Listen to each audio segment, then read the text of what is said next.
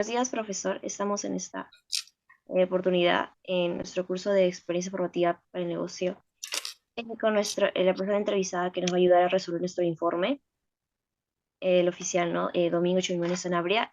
Buenas noches y gracias por su tiempo. Si podría darnos una breve descripción o una información sobre usted antes de empezar con las preguntas. Bien, ok. Mi nombre es Domingo Luis Alberto Chumbinúñez Sanabria. Soy oficial de aduanas con 29 años de servicio en diferentes aduanas del país. Actualmente me encuentro en la división de control especializado, que nos encargamos de hacer controles aduaneros a las embarcaciones que ingresan al país, a las embarcaciones marítimas. ¿Ya? Eh, Eso sería con respecto al trabajo. Ok. Buenas noches, señor Domingo. Me presento. Soy Yandira. Yo voy a empezar con las preguntas. Mi primera pregunta en sí sería si nos puede resumir un poco en sí exactamente, explicar su puesto de trabajo. ¿Usted en qué se encarga? Bien, actualmente mi puesto de trabajo, yo me encargo de realizar controles a las embarcaciones marítimas que ingresan y salen del país. Estos controles generalmente están direccionados al tráfico ilícito de drogas.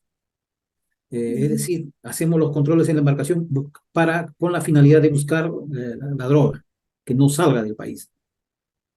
Ok.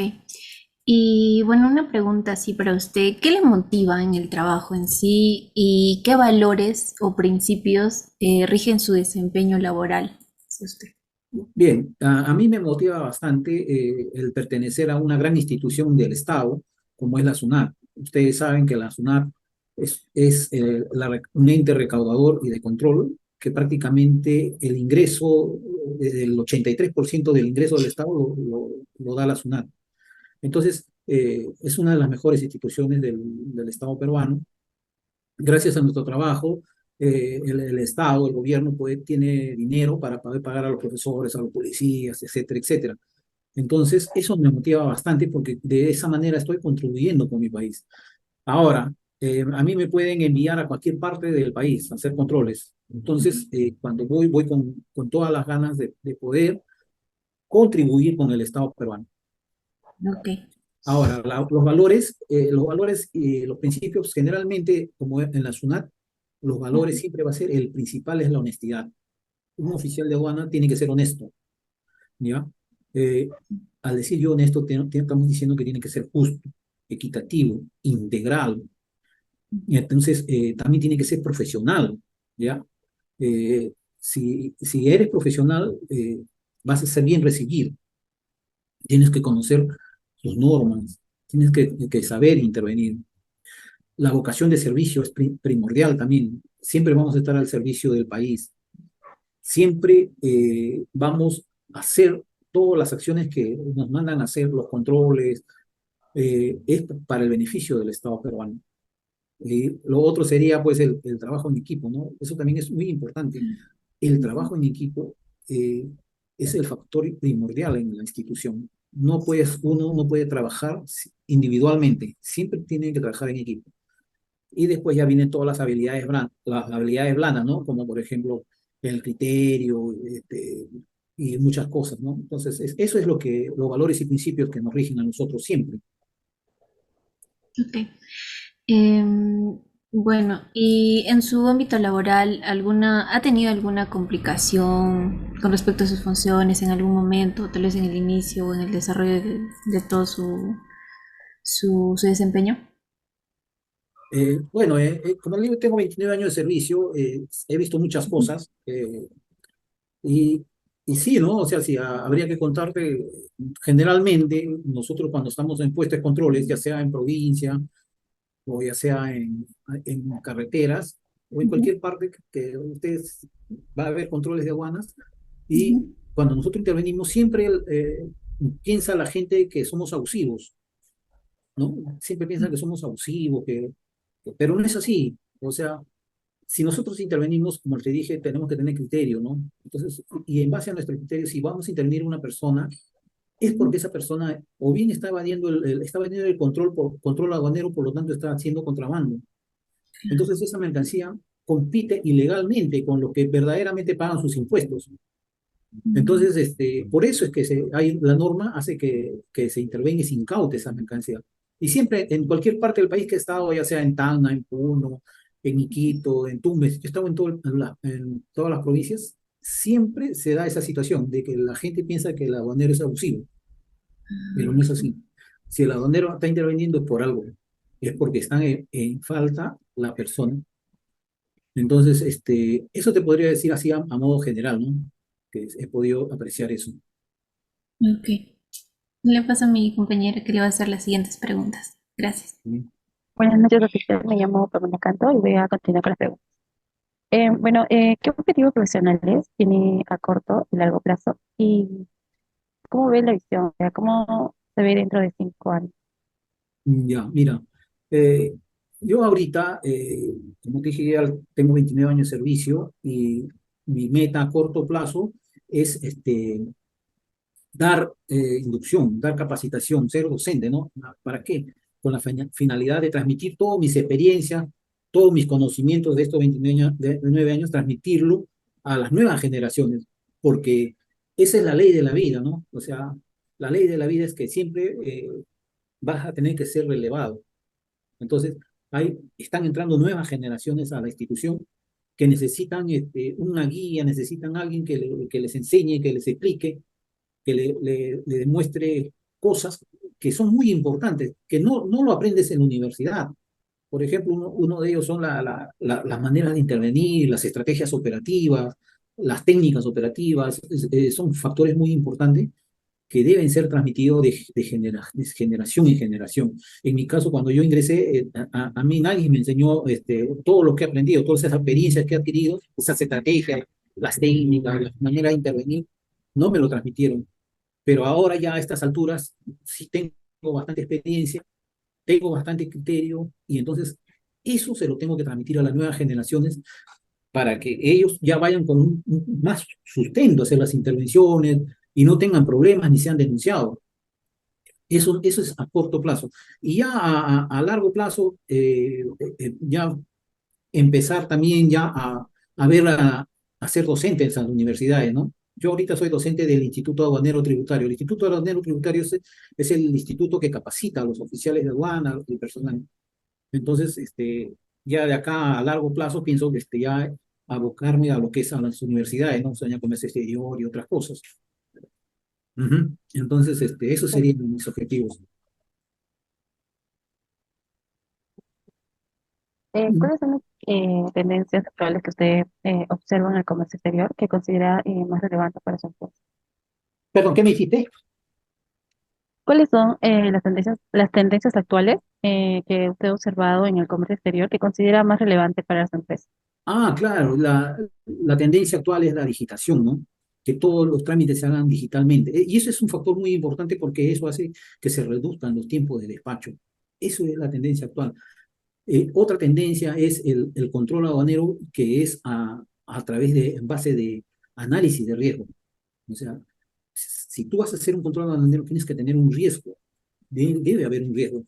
No se puede intervenir por intervenir. Por lo menos nosotros ya a estas alturas no intervenimos por intervenir. Tenemos que esperar que haya un análisis de riesgo y es otra área, por ejemplo, que hace el análisis de riesgo y nos direcciona, ¿no?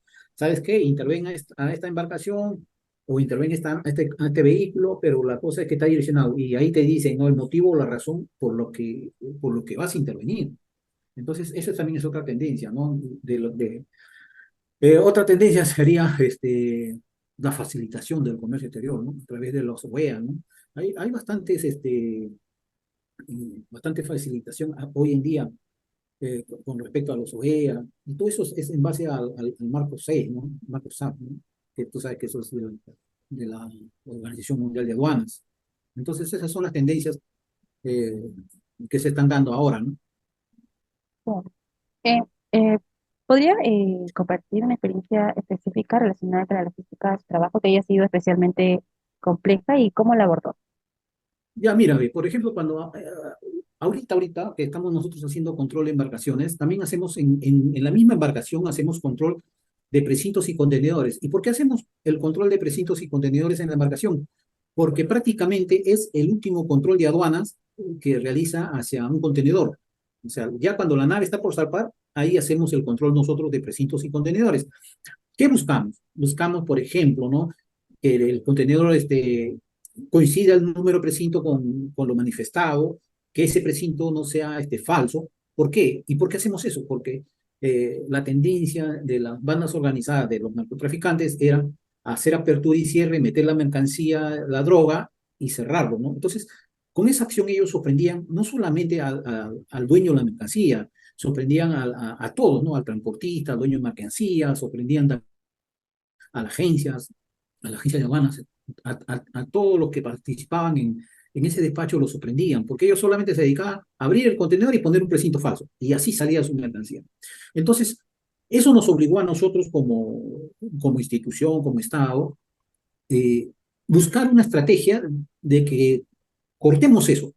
Entonces, se dio esa estrategia, ¿no? De hacer los controles ya en la embarcación, ya cuando la nave está por zarpar, faltando 3, 4 horas, subir a la embarcación y hacer esos controles. Nos dio resultados, nos dio resultados. Tuvimos como 6 años de hallazgos, casi 2 veces a la semana hallábamos droga, pero también a raíz de eso determinamos que había una pequeña eh, eh, problema, ¿no? ¿Cuál era el problema?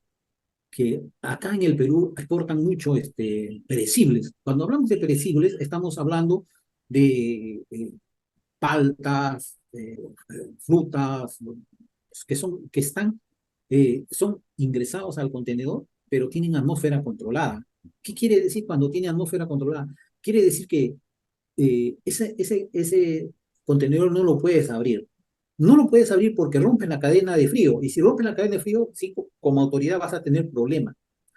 Entonces, de esto se enteraron las bandas organizadas, ¿no? Los narcotraficantes se enteraron de esto, que aduanas no hacía controles a los refrigerados en la embarcación. Entonces, ¿qué hicieron? Comenzaron a mandar las mercancías ilícitas en los refrigerados. ¿Y cómo nos dimos cuenta? Porque esa mercancía llegaba, por ejemplo, a Holanda, ¿no? Y la aduana de Holanda nos comunicaba, ¿sabes qué? En tal contenedor ha llegado esto. Entonces, y así, ¿no? Hay intercomunicación internacional y nos enterábamos que llegaba esa mercancía. Y entonces se presentó el dilema, pero no podíamos abrir nosotros, porque muchos de ellos todavía inclusive eran OEA. Entonces lo único que agarramos es, por ejemplo, si hacíamos el control y veíamos algo diferente, ya no lo hacíamos apertura y cierre, solamente le tomábamos foto y lo alertábamos en destino. O sea, supongamos ese contenedor iba a ir a España, simplemente le tomaba foto a los precintos, al número de contenedor y el manifiesto y lo alertaba en destino. Entonces en destino la aduana de España hacía la apertura y cierre y encontraba la droga. Entonces ese fue un problema que se nos presentó y también fue la manera en que le dimos solución. Y no fue bien, ¿no? Entonces esa modalidad también lo comenzaron a dejar de lado. Ok, gracias. Le doy paso a mi compañero. Ya bueno, continuando con las preguntas, ¿qué cambios has observado en las regulaciones aduaneras recientemente y cómo afectan eso a la empresa? Mira, la aduana siempre va a estar preocupado por darle bastantes facilidades a, a los exportadores. Eso es debido a que la aduana pertenece a la Organización Mundial de Aduanas y hay una política internacional que es la facilitación del comercio exterior, es la facilitación, por eso se crea la OEA, menos control. Y si vamos a hacer controles, que se haga a través de análisis de riesgo, ¿ya? Entonces, siempre la aduana va a buscar los beneficios que se den para los exportadores. ¿Por qué? Porque eso beneficia, a la larga beneficia al país, ¿no?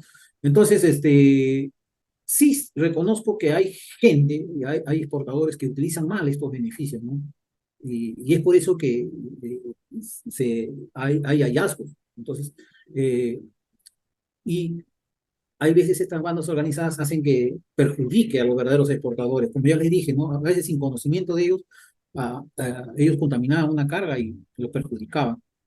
Entonces, otro que a mi parecer no puede ser es que del 100% de mercancías que ingresan al país, por ejemplo, ¿no? El 35% aproximadamente son restringidas. ¿Qué quiere decir cuando son restringidas?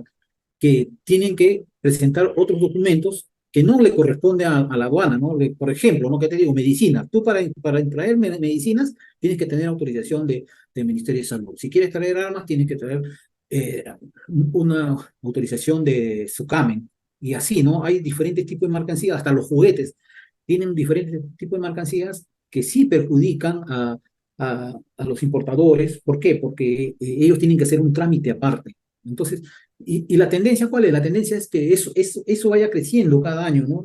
Cada año. Entonces, nosotros lo conocemos como mercancía restringida. ¿Restringida por qué? Porque tienen que tener autorización de otras entidades del Estado.